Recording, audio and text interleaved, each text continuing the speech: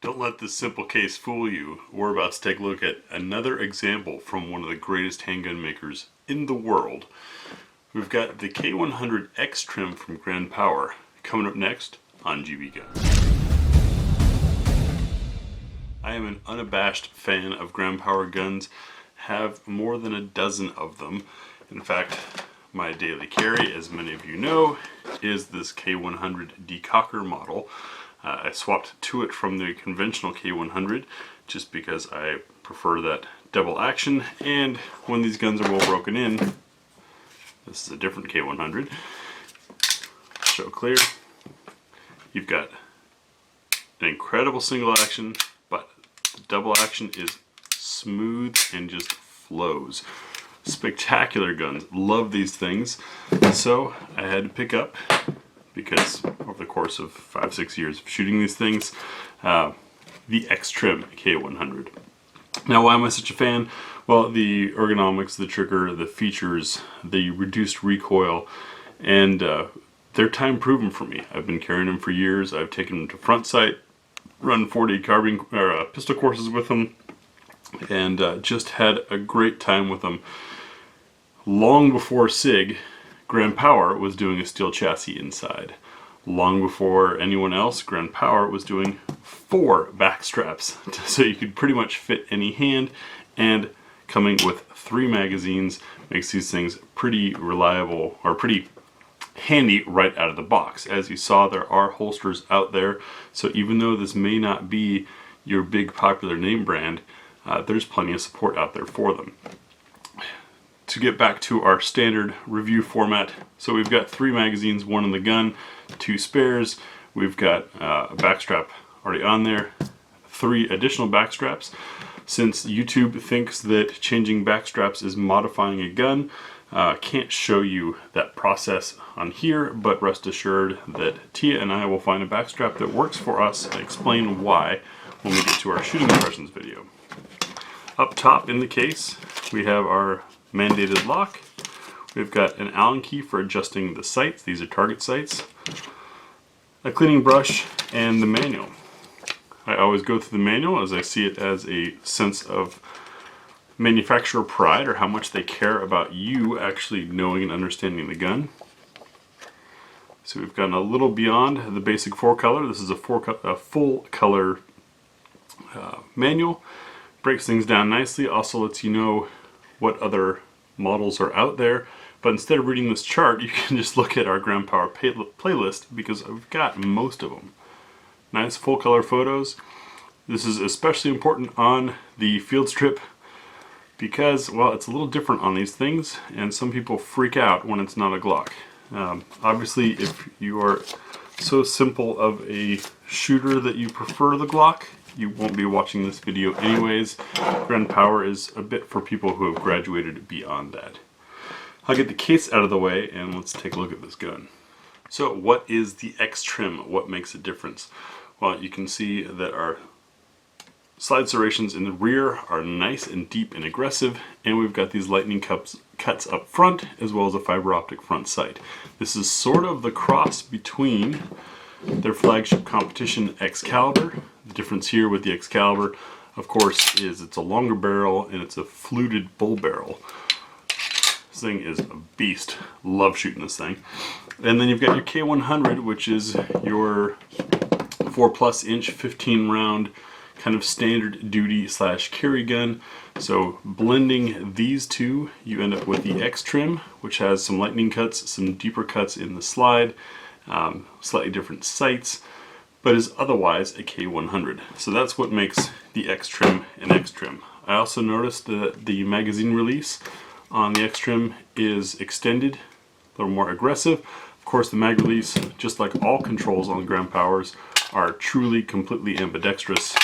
You don't need to swap anything. You can run everything from the right or left side of the gun, which is one heck of a fun advantage when you do training with weak side versus strong side, because you don't have to worry about any funky manipulations. All the controls are right there.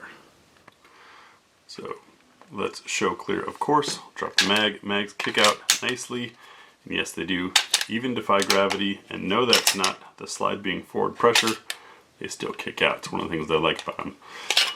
Magazine's witness windows are that classic sort of European full, medium, getting low, empty indicators. It's only on the left side. I wish they'd put it on the back or on both sides, but that is what it is. Alright, so we've got empty, and if you're new to Graham Powers, one of the things you might have noticed is how straight that barrel remains. It's not tilted at all. And to show you why or how they do that is this is not a Browning action, and that's one of the first things that turned me on to Graham Powers. Watch that barrel. It's actually rotating. So it's staying perfectly in line with where it started, rotating out of the way. It's a little easier to see on the Excalibur because we've got a stainless barrel and it's fluted, but watch the flutes. See that? Yes, it turns like the Beretta PX4. No, it is not the same system. This one's a bit smoother. Part of what I like about that is because that barrel mass is not shifting rearward and down, coming to a stop rearward, then a stop downward, and then having to shift back up. It makes for a smoother shooting experience. That might sound like a minutia, but that minutia adds up. With this X-Trim, they've cut more mass off the slide, so I'm expecting this to be an even flatter, easier shooter. Let me know if you'd like to see it. We could do some slow motion comparison of a K100 versus the K100 X-Trim, both Tia and I shooting, to see if there's a huge difference. I weighed this slide versus the standard K100 slide, and this is about an ounce lighter. Not a whole lot, but the weight is not on the front, and that's where you get your front heavy dip as things slam forward. So is it going to make a big difference? I honestly don't expect it to make a huge difference, but we'll see. These rear serrations though are aggressive as heck. If you can't grab those, I don't know what you're wearing. To compare them with the standard serrations, these ones have been fine for me, but they are a bit shallow, so these deeper serrations should be good. Alright YouTube, I am filming this with a camera that is mounted at a 90-degree out in front of me, pointing down. I'm not filming this with my eyes. When I do this, I'm not pointing the gun at myself. I am pointing in the general direction of the camera. The gun is unloaded, so it is completely harmless. Alright, so moving on. We see we've got one slot for lighting accessories. Kind of dated. I wish they would add more slots to it. Just since now there are so many accessories out there of different sizes, it's nice to have a little bit of room when your light or laser is longer or shorter than the distance from here to the trigger guard. Front, see we've got a little bit of a crowning on the barrel, as I always do. Graham Power barrels, I can't give you the numbers, but I have been to the factory in Slovakia and seen their procedures. They are machined to within 1/4 of the European standard for what makes a smooth barrel. I'm talking about the surface inside of the barrel. So very, very finely machined, super, super smooth. Tends to, one, make for more pleasant shooting, but also helps with accuracy. You know that that steel inside is very nicely machined. I'll bring it in a little more so you can see those cuts. The front sight is a CZ75 sizing. So you can put CZ75 front sights on here. You just got to keep in mind this cross pin that is what holds these sights in place. Not all aftermarket sights have a spot right there for that cross pin. So if you wanted to swap sights, you can. It's unfortunately not as easy as just finding any old CZ75 sight. It's kind of a trial and error. I've got a Mepro light on here that fits very nicely. However, I have not put the pin in, and although it took quite a bit of whacking to get that sight in there, that sight will work its way out, and has until I get a file and file down underneath there and drive that pin. On the front of our trigger guard, we have some light serrations here, a little bit of traction for those who like to have that finger forward. You also have a little bit of a ledge to help keep you in place from slipping off. Undercut under the trigger guard for the middle finger to have plenty of room. And you notice there's a nice radius here. That means you don't get Glock knuckle rubbing right there. I know this for a fact because when I go from my nice moist air Oregon to Nevada for the 4 days front sight course, I dry out like a raisin. And so I find all the sharp edges on guns whenever I go there as my hands dry out and I start to crack and have issues. And I did not have any knuckle soreness from this thing, so I can testify from that experience. Our serrations on the front strap, although mild, are oriented correctly. They're horizontally. That's important because as you're firing, the gun is trying to rock this way, and so those horizontal lines are what grab onto you and keep you from slipping. A lot of companies mistakenly put them on vertically, which look nice, but does nothing for helping your grip. Our magazine release is extended. You can see we also have a bit of a shelf here to kind of protect it. That shelf is on both sides of the gun. No flaring to the magazine well whatsoever, but as I am forced to repeat over and over again, when you've got a double stack, single feed gun, see the taper to the shape of the magazine? That's effectively your mag well. Just practice. You don't need a big old mag well unless you're horribly sloppy. You can see that the back strap here fits around 3 sides. It's not just the back of the gun. When you change out these back straps, it does change the whole grip, not just the back alignment, which is something I think is pretty nice. Slide to frame fit, almost forgot. Fairly tight. We have a little bit of side to side, a little bit of vertical up there. Around the back, very tight, a little bit of side to side, a little bit of vertical. Here's our sight picture with a blacked out rear and a fiber optic front sight. You see that the blade fits nice and tightly inside the sight. I like that because that makes lining up the top edges of the sights very easy, which is part of how I shoot these guns so darn accurately. You can see our dual set screws in there to hold this in case you wanted to drift it. And our controls are on both sides. This is not a decocker model, it's a cocked and locked model. However, these guns are single action, double action. To show you that trigger, just again reconfirming that we're clear. The single action, very crisp, comes to a wall, breaks. Double action, of course, is a longer reach. It's a fairly smooth, consistent pull all the way through, a little bit of stacking towards the very end of it. And then another part of my favorite is the reset. It's right there. Very, very short reset. That combined with that rotating barrel action makes these things for very flat, very fast shooters. Also, to show that the slide catch does truly work on both sides. There's the stop, there's the release. These are nice and long, which makes them easy to get to with your thumb, but they're not quite so long that you end up resting your thumb on them. I don't know, we'll see when we get to the range.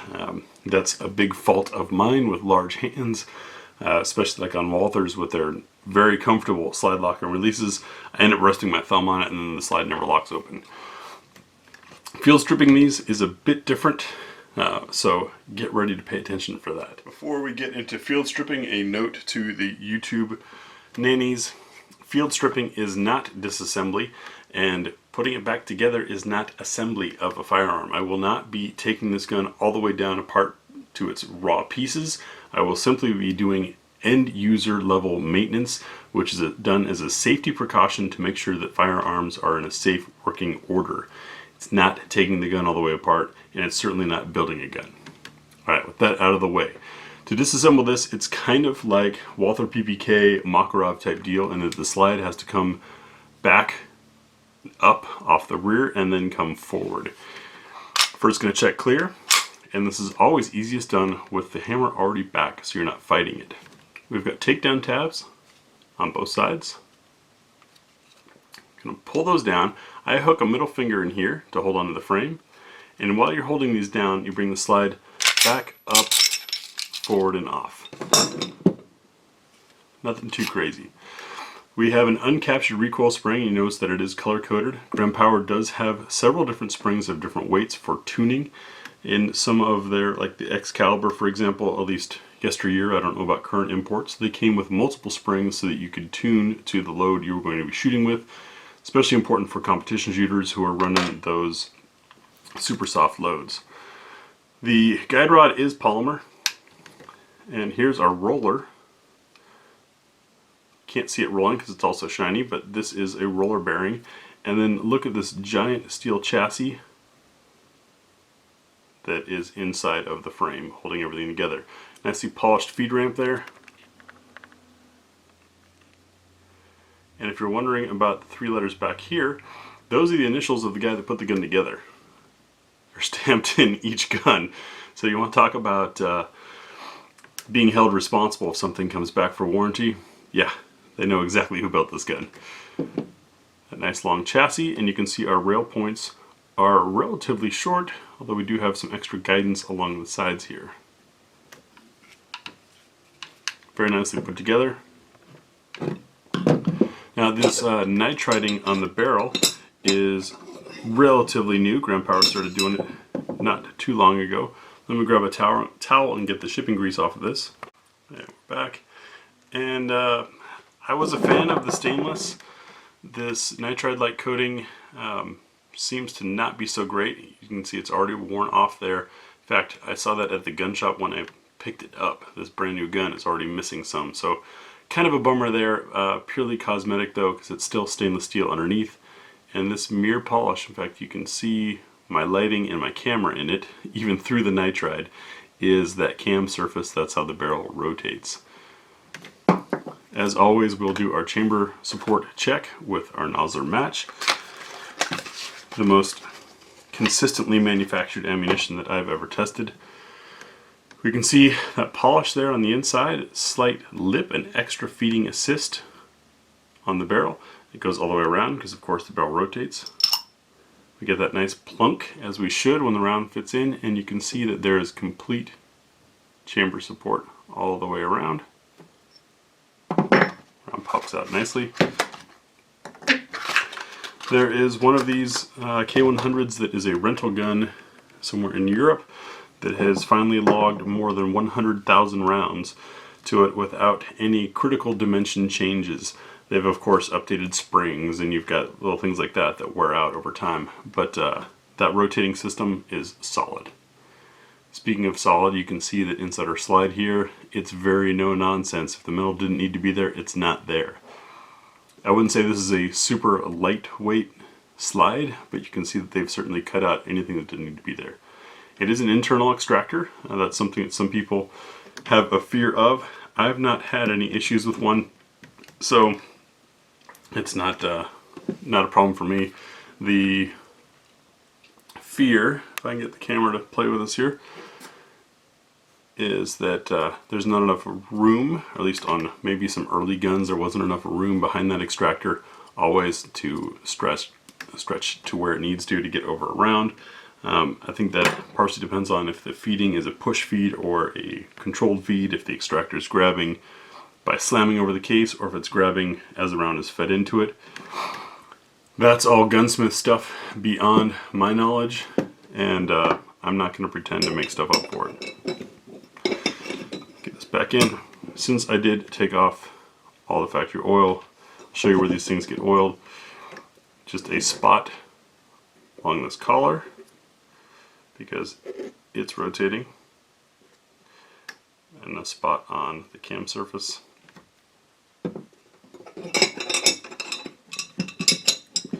So to put it back together, the way I've always done it may not be the easiest or most efficient, but I lock the barrel in, rotate it till it unlocks and falls free. I'm going to drop oil back on this rail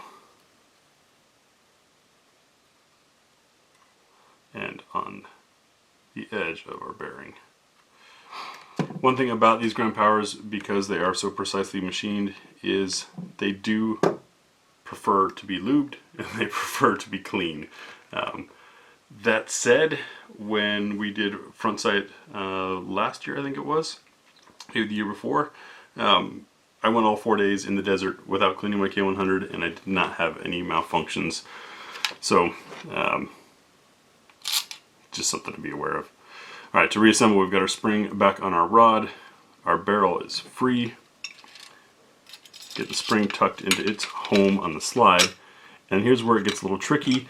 I usually do this supporting the grip against my torso, which I cannot do with this camera setup. I've demonstrated on the range. I'm going to try to do it without doing that here on camera, just so you can see it, because I know whenever you see something not happen, you immediately assume that there's some trickery. So same deal, we're going to grab here, you got to pull down on the takedown tabs and pull, slide back. Once it gets, oh, there we go, get all that aligned up front. Now I've lost my takedown grab tabs. And we're going to come back over the top. This is so difficult to do off camera. Sorry, I got to recut. I was having some struggles. Like I said, I have a method that works really well for this. I've shown it on the range. It just doesn't work for this tabletop setup. So hooking, pulling down on the tabs. We want to get our guide rod into its home. There we go. Pulling down on the tabs and bring the slide back over the top. Come on. No, not going to be able to do it here on camera. I'll show it to you on the range. Now we're reassembled, and of course a quick functions check. There's that great trigger, and it resets. Our slide locks open, and it releases. So when we get to the range, we will of course go through the back straps, pick what works for us. You notice that this is the same medium. Oh no, I've got the small on this guy, medium on here, and on the X-Cal I've got the biggest one that fills up back here, but that's because the X-Cal is primarily a gun that I shoot. He doesn't spend a lot of time with it. And if you guys want to see it, we can do some slow-mo comparison of this versus the standard. It only being an ounce lighter doesn't seem like a whole lot. It's not a big change, so I don't know if it's going to be significant or not. The sight system is different though, so that'll be interesting. We'll do our what's for dinner and our spinner test and all of those tests and get back to you soon. Man, I love this single action. So crisp. And those slide serrations grab you. There is no letting go. So looking forward to this. It's kind of a personal, just for fun thing, because I'm a big Grand Power fan and got a pile of them. But you guys already knew that, and so here's another one. Thanks for watching. We'll see you on the range.